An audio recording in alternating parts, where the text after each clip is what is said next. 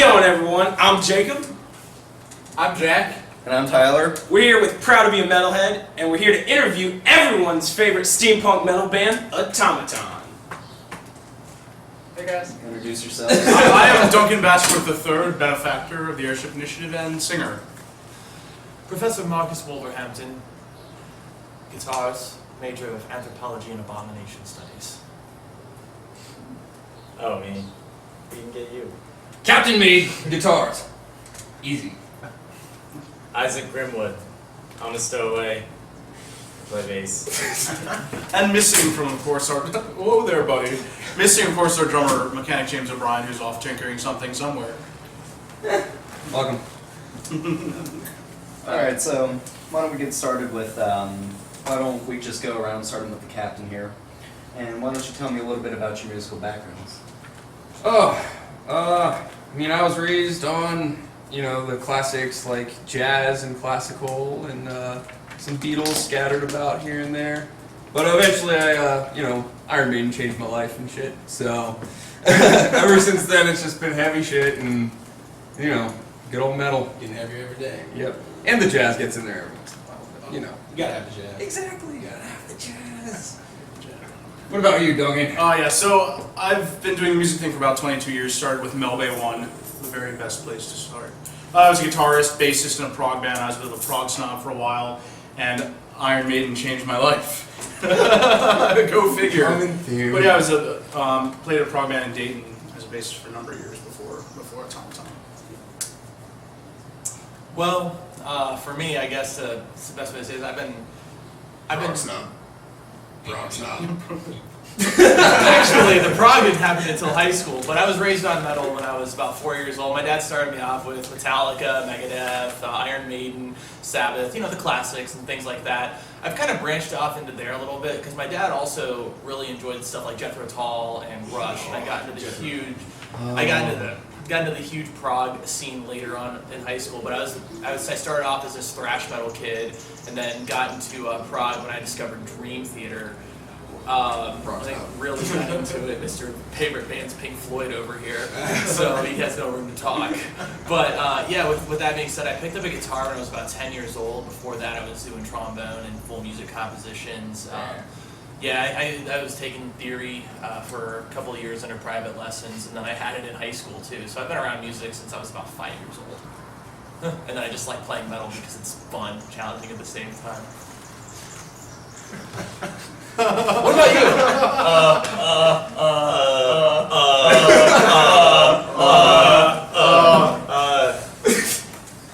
Well, listen to the soundtrack to Donkey Kong Country 2 a lot lately. I started with the Backstreet Boys when I was little. That's not a lot either. This is the Backstreet Boys when I was a little kid. Eventually ended up listening to metal. I actually, for a long time, was really into, I didn't listen to any clean singing metal for a long time. It was just like death metal or instrumental. And it was funny because I was like looking, I really wanted to do tech death or something like that before I found AUTOMATON. And the whole steampunk metal thing sounded fun, so, you know, I got in on that, and it's really great. But since joining, like, immediately took a liking to the kind of singing style and the Iron Maiden style of metal that I previously didn't listen to that much. So I was able to get a lot more into metal that has clean singing, and that's a little more, you know, like gung-ho, I guess, about it. It's that energy. But yeah, I mean, that's the balls and I guess that's the background there. But I listened to, you know, After joining AUTOMATON, Isaac wants it that way. no thanks. bad Kenny. Okay, alright. Whatever. So, you guys, obviously, the album is a concept album, and so we were kind of wondering, how did you develop the mythos behind your steampunk world? And was it more before you guys started playing together, like actually formed the band, or did that come after you started playing together? The way steampunk works as a genre is kind of the way a campaign setting in D&D might work. The world is kind of set up with a couple boundaries, a couple barriers, walls, ideas, and, All able to break that. backstory. Yeah, of course, all able to break, all able to have the silly side banter and stupid stories and everyone laughing and rolling natural ones and Cheez-It dust everywhere. But that aside, steampunk does have some general things that are in common. You know, the Victorian inspiration with the look, the larger than life story, the airships, of course, and sky pirates and whatever other trope there is. We just kind of took that and ran with it because it seemed like a good little playground to make metal, to give it a different spin when there's such an oversaturation of bands, to give the sound that we've always wanted to play an extra boost skyward.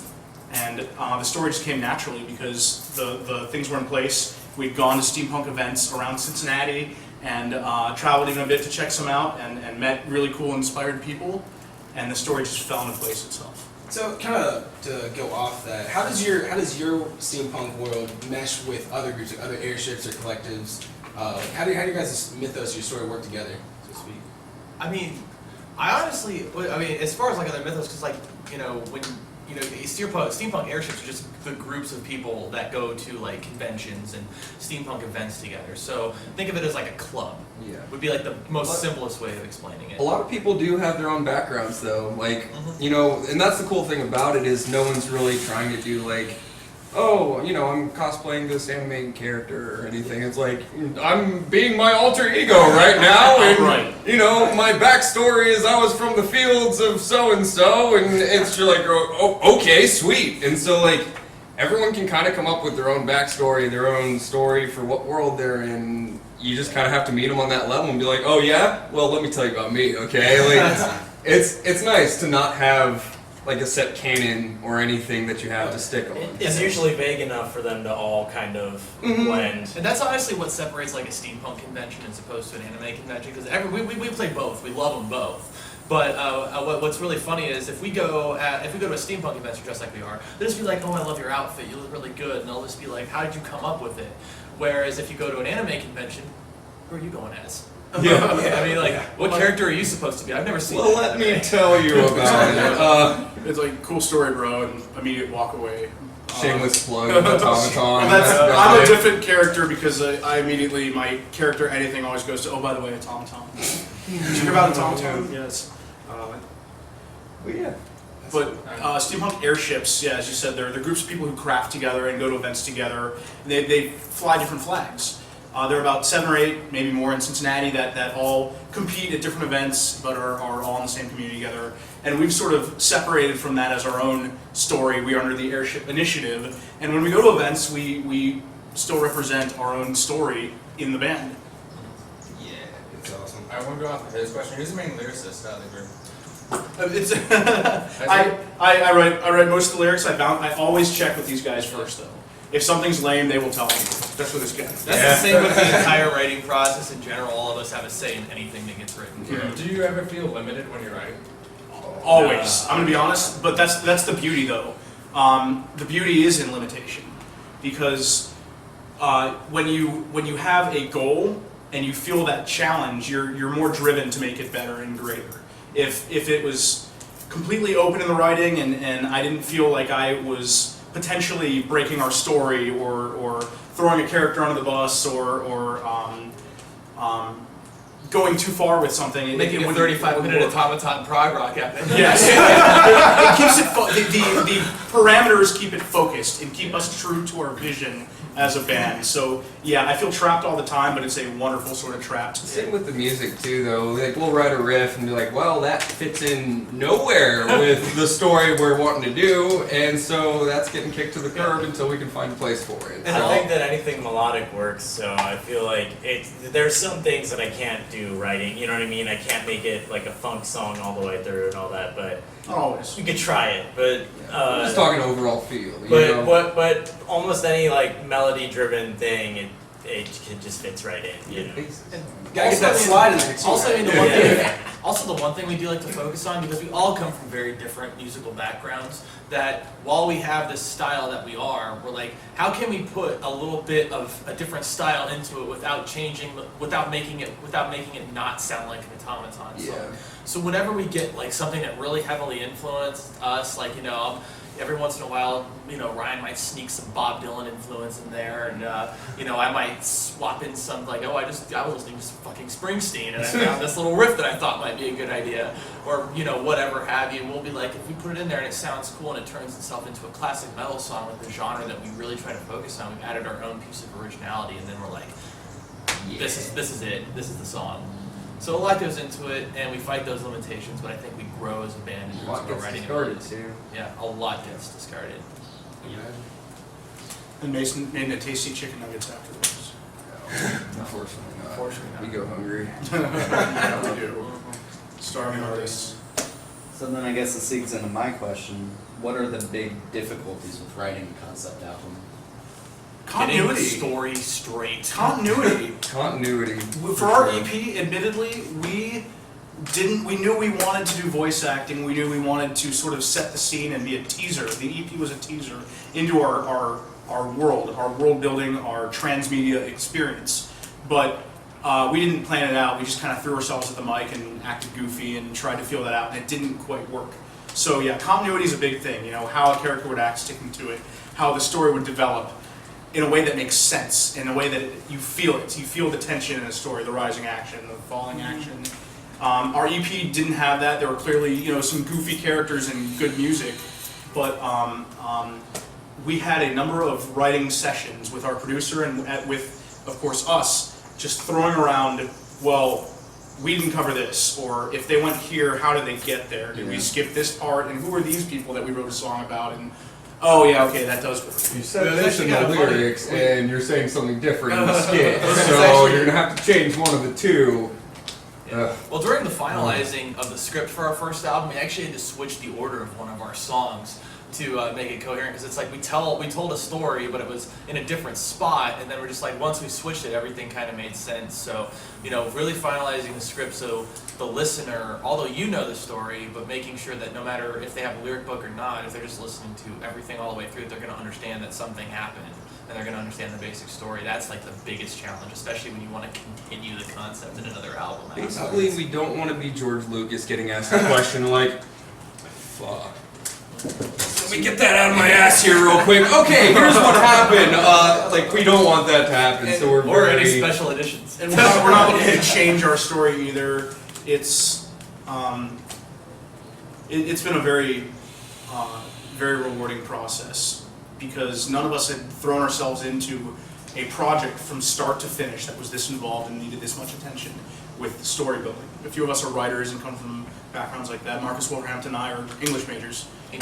English funny majors, and we always brought our songwriting background into editing, even our PR releases, PR press release. That's like ATM machine. See, okay. Send me a letter. I'll talk about Mark's. Like any other writer, there are times when I need to shut up too. So. Yep. That's now. Okay, so kind of going with you spoke of sitting down with your producer and going over your material beforehand. So how could you tell us a little bit more about the recording process? Well, if James were here, he'd be able to tell you about the hell he went through recording. He's tinkering. Yeah, doing something. He's jacking Jamesy, off. yeah, jacking off, right? Getting I loved food caught it. in his beard. I loved recording. It was the best. It was amazing. He finished his Knocked tracks it all like- out on the weekend. Yep. It was a good time. I Yeah. never got bored. This is fun. Yeah, he had good equipment though. Let's just. Yeah, that's true. That's That's one thing. That was the hardest part of it. Wasn't the playing it. It was the figuring out the equipment and the setup and everything. Since I'd never recorded before, so I was just. Thanks. What were you saying? I don't know. Not Wolverhampton. You're Wolverhampton. You're Batchworth. And you are Grimwood. Jack. Hey, Jack. No, but the recording process was extremely challenging overall. Our producer Kevin was really good about making sure everything sounded perfect, and he whipped us into shape a little bit. All of us. He ran us through the gamut. I knew what to expect because I used to play in a band with the guy, but it was really fun to see it with a new group of people. As pissed off See as us we get got. broken like you have so many times before. Yeah. Yeah, it's just like, yeah, we're gonna break your will. That's what I think. Recording in general is the true test for any band, because you really don't know your songs until you enter into the recording studio. You don't You know think your you own do. parts. You think you do. but you don't. It's like Anthony. Oh yeah. It's like freaking. It's like James O'Brien. Oh, I can get these drums done real fast. It's gonna be no problem. Then he hears it. The click track. Which will weigh on the soul of any musician. Yeah. It is the devil on your back, the thorn in your throat. You want to drive any band member crazy? Just go behind them. If they've recorded, they will hate you for doing this. That doesn't sound like a click at all. I'm okay with it, actually. But yeah, it was cool, man. We Like Kevin, or the guy we recorded with, he had a nice little setup, and you know we had to pretty much outsource for the drums. We had to go to a different spot, but I mean, other than that, we just kind of posted up in his room and set up a little ISO booth and hammered it out. Like that's about it. So Took a long guys, time, but- where'd you guys get it mixed at? Mastered. Mastered. Kevin did all the mixing as Kevin well did as the everything in-house. recording. Okay. We got it mastered at Fascination Street Studios in Osterberg, Sweden, by Tony Lindgren. He's known for working with Angra, and the studio itself is known for working with Dragon Force, Devin Townsend, James Breeze, Symphony X. Symphony X, and Witchcraft. And we were able to do that due to the Indiegogo Crowdfunding. A big part of our community is the do-it-yourself attitude, and right now there's a wonderful, positive community and culture going on with crowdfunding, and Indiegogo helped us turn to our fans and pass the digital snazzy hat around, and we raised close to $3,000 to cover most of the costs of this album, and a very special experience where we got to work with a studio that's worked with a lot of our favorites. Yeah. It's awesome. So, Jay. yes. Uh-oh. Anyway, I thought there was like 5 this guy. Yeah, there's 5 minutes. Like 3 minutes left. No. Alright, okay. So, he's the newest member of your band, the bassist. We both. Both are. Both? Yes, Jeez. these two kind of About the hopped on same the time. airship. Yeah. Exactly. the same He was time. maybe like a day after. or What happened to something. the people before you guys? They died. Yeah. Oh, well, there wasn't That a is to be. There that is wasn't a unclear people as of before. this point. Yeah, Pretty there much was what happened there was was one guitarist we and had then some- there was another bassist. We had some treachery with our bassist. He's an evil man. Actually, I love the dude dearly. But he was cohorting. I'm too high for this He was shit. in cahoots. He was in cahoots with the enemy. So you know, tears rolling down my face. I had to push him off the plank, the air plank. Yeah. But he had an umbrella, so he could have survived. Watch out. Physics in the Ionian Rekelarian conflict are a little skewed when you're jumping off an airship, as we've learned many times. So we wish him well. You know, I hope that land was okay, and he's moved on to other battlefields in Rekelar. So, kind of steering back to your process a bit, I'm kind of curious about how your songwriting process goes. Is it like a straight line, or is it like a bowl of spaghetti? Big bowl of spaghetti. Spaghetti! Hope she makes spaghetti! So, it's usually one of us will have a few riffs that they have together that they think they have like part of a song for, and then we'll bring it, you know, to the practice and play it. Everyone else will start playing something. We'll decide where stuff goes. We'll fill in riffs where we think they should be. Decide how long everything is, and then Our next newest, thing we know, we've got like a polished. our newest 2 songs, he pretty much walked in and was like, "Hey, check this out." Play like 1 or 2 riffs, and I'm like, yeah. And so me and him just basically, you know, grinded it out and wrote a song in about a week. There's a lot of grinding when it comes to All of us songwriting. together, yeah. A lot of grinding. Yeah. Lots of grinding. Gear grinding. and grinding. I gotta say though, I've been fortunate that I have with me the most intuitive musicians I've ever worked with in 22 years. Guys who hear something, they move with it, they roll with it. You shut up. You Shut up. No, I will shoulder all of you with this. I have spikes. He does. He does. But intuitive musicians who just feel it, know where to go with it, know how to create that vibe and inspiration. So. So when you find yourself staring down your phone, remember that the cleanest shot comes from the name you know. My choice is the maverick. So we're back from our commercial break. Here with more questions. kind of related to the songwriting process, what kind of gear do you guys use? What kind of tunings do you like to write in? Well, our songs right now are primarily written in drop B. Yeah, I play it B standard, Yeah. personally, but they're Yeah, we like the tuning because it gives that that newer feel, like how some of the lower, really heavier melodic bands really work, and then also we can still do our classic metal feel. We just give it a little bit more of an edge that way. Sludge. Yeah, a little the sludge. low end makes it feel a little grungier, which fits with us being covered in soot all the time. We were frequently retuning though, and that's part of it. We do it on the fly, and that's. You have nothing to tune. Well, you guys, music band. We are not amused right now, Marcus. Jesus. It's funny though. I've always insisted in playing in B standard. So for me, it was like I joined the band. They're like, we're in drop B. You want to change to drop B so you can see how all the bass lines. Nope. No. Mess it all up.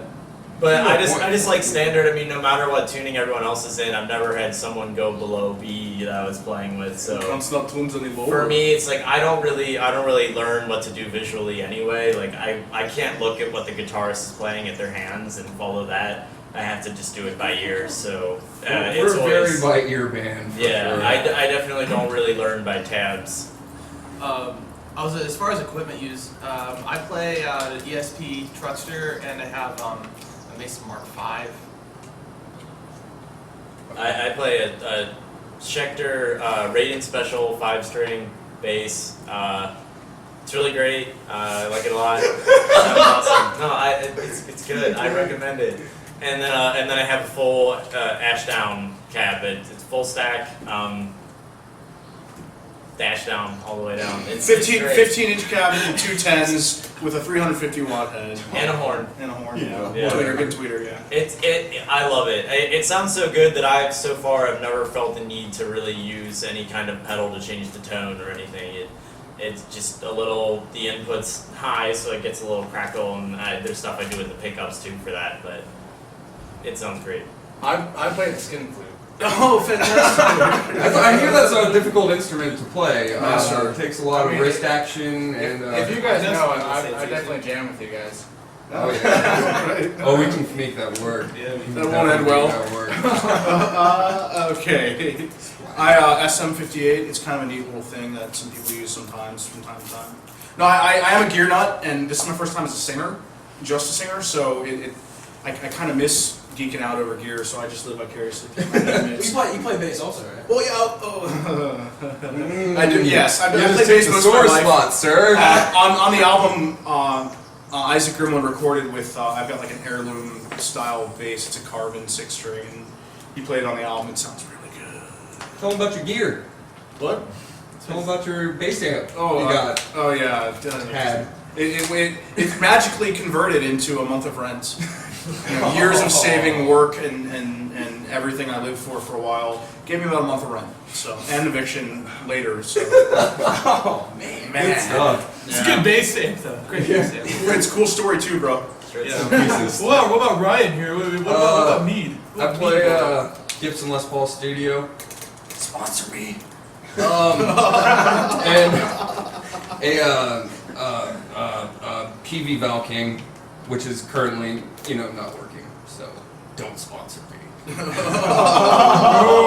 I'm gonna fix it. It actually sounds great. I love the Valve King a lot. It's a very, very bluesy sounding amp with still a good amount of high gain. So I dig it a lot. Right now I'm just using solid state Marshall, but I can't wait for the tubes back. Yeah, oh man. You know it. Alright. So, if it came down to a battle of the bearded between Captain Luther Me III, Mechanic James O'Brien, and Professor Marcus Wolverhampton, who? Yes? Oh, no, continue. I have something to say. Who would win? And if it came down to it, what would your special power be? Well, see, Mechanic James O'Brien would not win the Battle of the Bearded because he's currently in the Battle of the Not Here Did. Oh. Shots! Oh, This is fire, ladies and gentlemen. He's upset, the captain. It's puns. It's always puns with this band. Anyways, discuss your facial arrangements. Never make a pun that bad that close to a window. Yeah. My vote would probably go to. I really hate saying it because I know our fans will do it anyway. James. Okay, see, here's the thing about. Let me tell you about James O'Brien's beard. All right. It's kind of like It's wispy, man. Like it's got no volume to it. It's just wisping all over the place. There's no form or any sort of organization. It's just kind of like, hey, I'm Treebeard, like me, We get it. and we do because he's like a little fucking German Shepherd dog that's just so like cute and adorable. Whoa. But Not as keen on German Shepherds with my heritage. but he's got a big beard. But like I said, it lacks volume. So I personally kick his ass. If we gave you the But- award for best hair, would you shut up?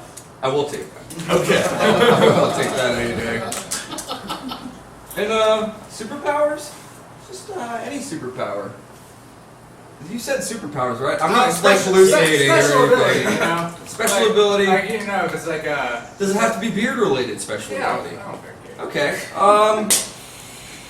Captain Luther Meade's beard uses magnitude 8.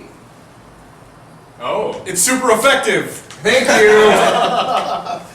When I was taking vocal lessons, Kevin, our producer, instructed me that when you hit a note and sustain it right, you feel the air moving in a thin stream almost from right on your nose. And I said, so a mustache laser beam? And he goes, so that's my singing Bashworth power is a mustache laser beam. laser beams. My beard power is the invisibility cloak.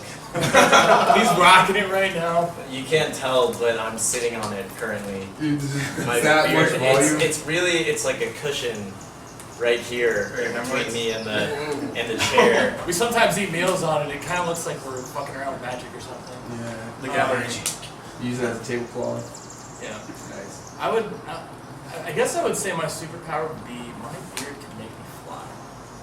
Okay. Gas money. I mean, it's a good power to have when you're on an airship, right? Yeah. Yeah. Well, especially if we crash our airship into so many places. If I could fly, I would like to avoid injury every once in a while. Again, blaming James O'Brien for this one. I'm Always just saying, like, it's not my fault when the ship crashes every single time. You guys didn't He invest would debate in me, but Insurance. he's not here, so I get the final say on that one. Okay, so how has the reaction been from the steampunk community, and how active are you guys in it? It's It's been exciting.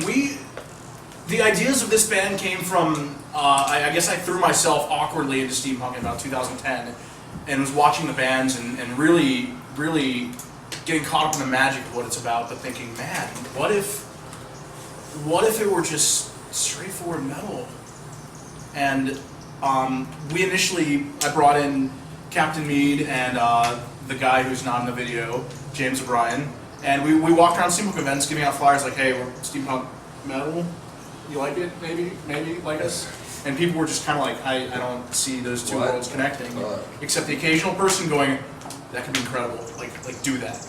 And that was enough energy for us to push it, and as we played more shows, our communities literally merged, collided, and became one, and it's been wonderful. We've had a lot of people really enjoying the bridging that gap. I think honestly, for all 5 of us, even though James isn't here right now, I would say the most encouraging words we ever gotten, and they don't even need to be repeated because the man's name speaks for himself. The words of Captain Robert really pushed us to keep going, and we thanked him on our album for everything that he said to us, all that influence. Steampunk can't be Metal. Steampunk can't be metal. That's yeah. So We took that. I'll put that on my gravestone. Wrote it on our Is sleeve. steampunk one or 2 words? It's like Can't be metal. That's 4. I look Guys, 4. steampunk is one. It's one word. It's one word. So Yeah. 4 properly. Microsoft Word will tell you otherwise. hey man, you can't tell me how to do steampunk. That's all right. Steampunk's what you make it. If I want to make it 2 words, you know what? I respect that. Thank and you. that is your art. Thank you. That is your art. Thank you. Yeah. No, the way I like to kind of say it though is like 50% of steampunks think we're like just the worst thing and an abomination to the genre in general, and then 50% of them are like, oh sweet, and then we go to the metal crowd and they're like 50% of them think we're gimmicky and an abomination to the genre, which we are. But, you know, there's other 50% who are like, yeah, that's pretty good, like, I like it. So, you know, it's a mixed crowd definitely when we're going to one specific event or another specific event, but, you know, hate can feel good, the love feels good, it's all good. That being said, though, our local crowd is actually very strong. Oh, yeah. I mean, you know, we got into the new crowd. We go into any newer city, we get people go, what the fuck is this? But if we're playing here locally, we have a really strong group of fans and just Yeah, people what like to happened? come What to happened to you local last time? You got picked up in a sack tapped or something? Yep. Like, That was a crazy ass pit. That, Yeah, I I mean, not that's only fun time. heard, it resounded. We all heard about it later. Somebody got a piggyback ride on me. Nice. Good. Yeah. That's what I like There's to a drunk hear. midget running around too. Oh man. Really? It was the dude with the Nosferatu Oh. patch. Not Okay. It had Don Knotts' face on Nosferatu's body, and I just couldn't handle it at all. It was fantastic. Anyways, That's brilliant. What are we talking about? Nosferatu, but I have no idea anymore. Next question. Yes. These guys. All right, so how, in a more broad spectrum, how has the reaction been to the album overall, and what are some of your guys' favorite songs to play live? Oh man, surprisingly good for the album for us. We are very modest when it comes to. Oh, we're so modest.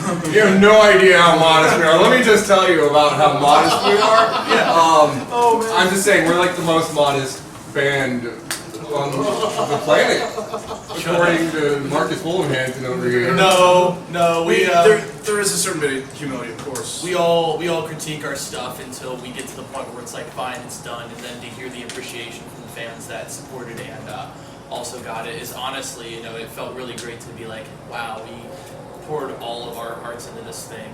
And, Yeah, this is the first project I didn't want to like chuck out a window after it was done, for sure. And I was Yeah. like, I'm actually like content. Okay, It's really special in that we've had a couple reviews from some very respectable metal sites and people who've been listening their whole lives who've said that it stands up, you know, to some of the greats.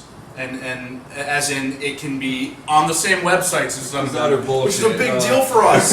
You know, we were geeking out even when our album floated out on the torrent sites. We just want to share our sound, and the fact that it's been given the attention, the polishing, the techniques, and the warmth that we've always felt behind it is just unreal, and it connects us to the people and the sound.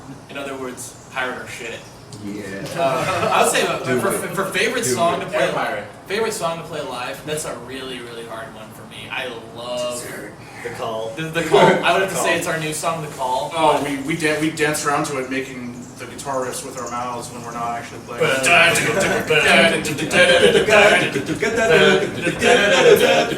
It's pretty amazing. Yeah.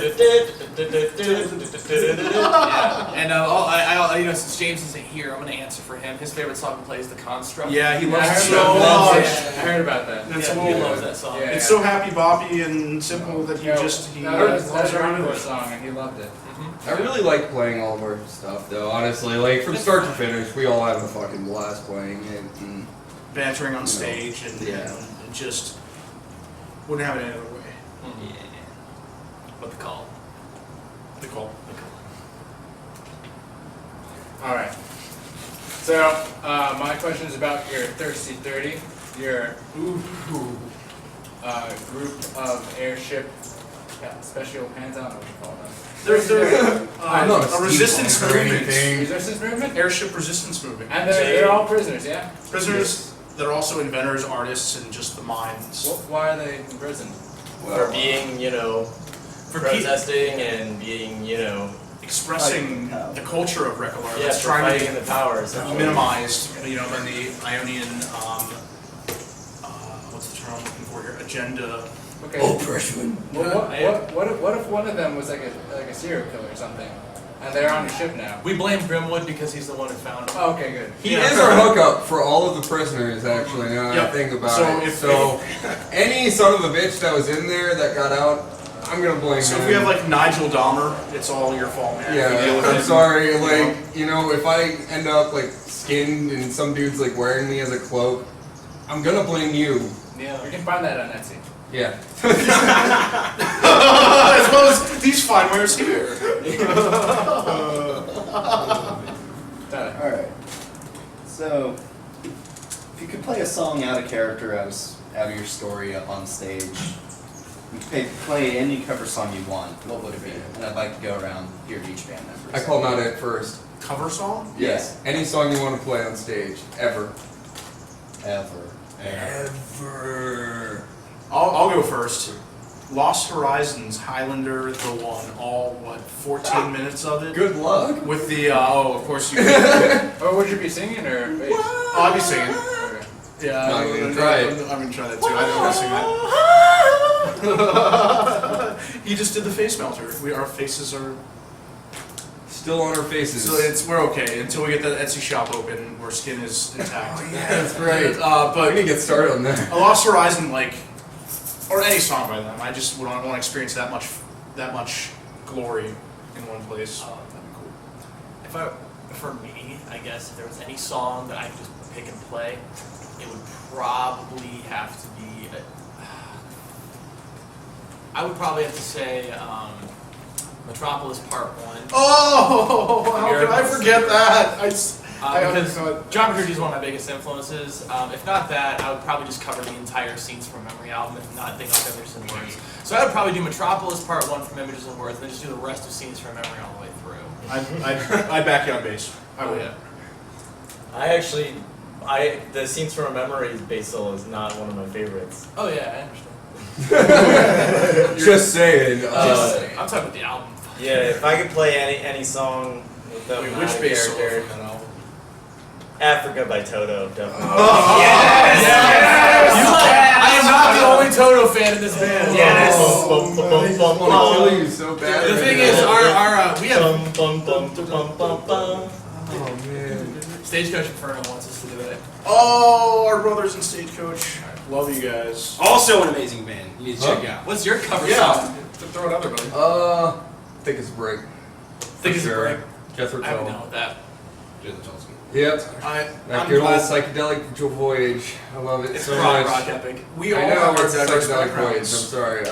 It's a big thing in our writing process is we all have these ideas and things we want to do, even separate from AUTOMATON. We all have projects and things we're doing too, and but the inspiration is the folk, the voice of the people, and I almost imagine like sort of the industrial songs and the laborer songs that sort of formed our country are kind of a driving force behind it.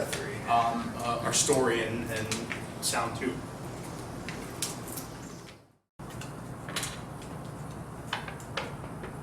Hey, so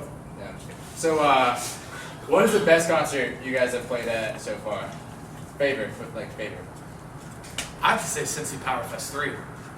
Hands down. Powerfest 3 was the biggest, most larger than life concert we've done, but since then we've had nothing but good shows too. I mean, both the backstage shows we played since then have just been nuts. Even if Captain Luther Mead was a little sick for me.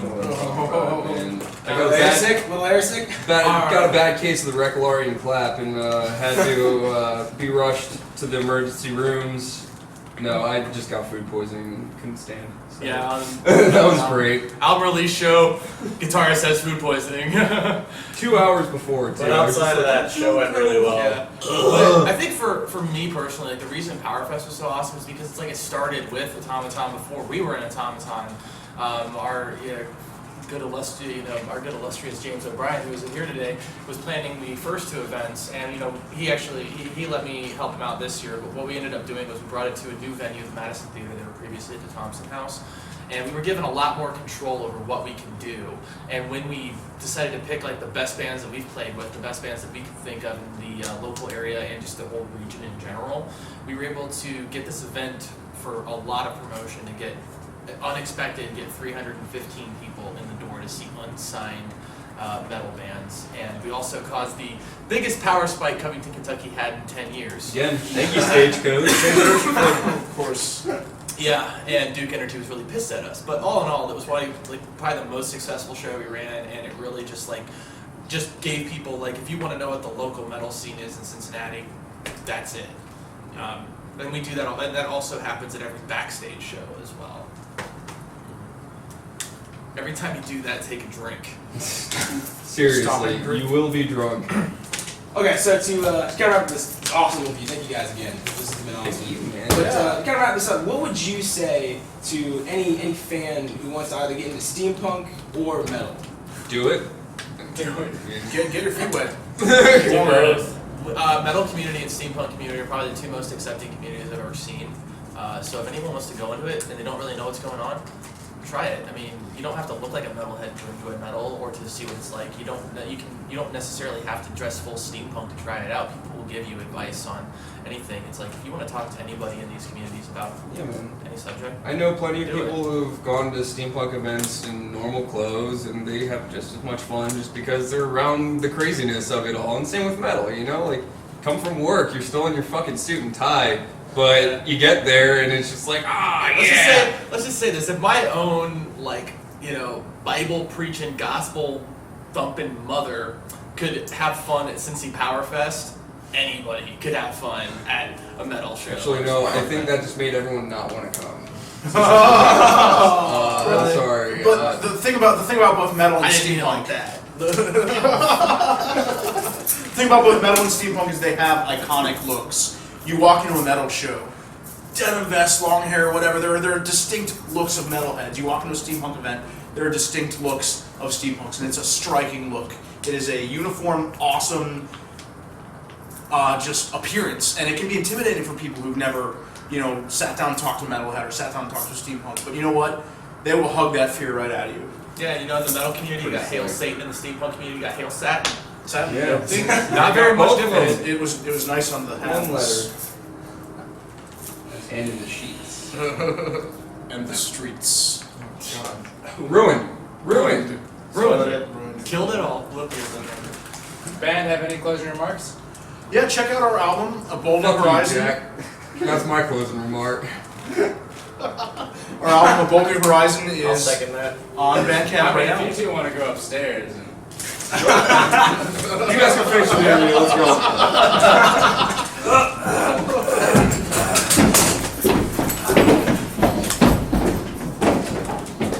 Well, what can I say, America? We fought bravely. We fought hard. But the battle's not over yet. Actually, thank you very much for watching this interview. If you watched the whole thing, you need to get life. But no, seriously, check us out on our Facebook page, facebook.com/steampoweredmetal. Our full album, A Bold New Horizon, is streaming fully on our Bandcamp page. If you like it enough to buy it, thank you so much. And if you just want to listen to it and enjoy the music, that's cool too. Please check us out. We have our updates of live shows coming up, and we would love to see anybody, any new faces there and familiar faces as well. So keep rocking out.